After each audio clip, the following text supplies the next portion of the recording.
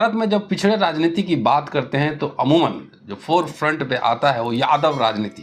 तो राजनीतिक रूप से यादव उत्तर भारत में काफ़ी सक्रिय हैं, विशेष रूप से बिहार और उत्तर प्रदेश में, और लंबे समय तक शासन में भी रहे और उनके खिलाफ बहुत तरह की साजिशें भी रची गई।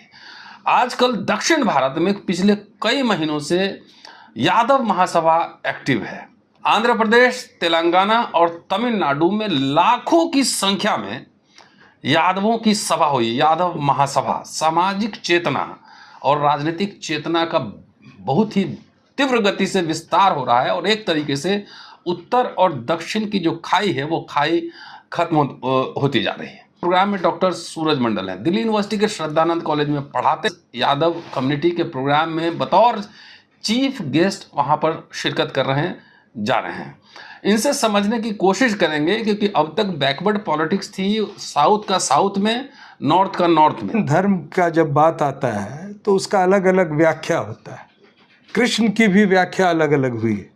जो यादव महासभा भी जो पहले सिर्फ यादवों की बात करती थी, उसके विपरीत आज वो पिछड़े वर्ग के संदर्भ में अपनी मांगे रख रही है।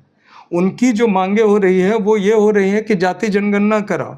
अभी जो सभा हुई त्रिची में, जिसमें मैं समझता हूँ 8-10 लाख लोग उपस्थित थे, और आप स्क्रीन पे आप देख रहे होंगे वो क्लिपिंग्स वीडियो, और उसमें मैं भाषण भी दिया और लगभग ये सर्वसम्मति से तय किया गया कि पूरे भारत में इस पर जोर लगाया जाए कि जाति जनगणना हो, उसके साथ मंडल कमीशन पूरी तरह लागू की जाए। तो ये तो सिर्फ महज एक जाति की नहीं, ये ओबीसी एक पूरे समुदाय या कहिए जो तमाम जो वक्ता थे वहाँ, चाहे वो उत्तर से थे या दक्षिण से थे, वो इस बात पर सहमत कि स्टूडेंट कन्वेंशन हुआ हैदराबाद यूनिवर्सिटी के स्टूडेंट्स और उस्मानिया के बैकवर्ड क्लासेस स्टूडेंट्स, जो पूरे इंडिया में नहीं हुआ है।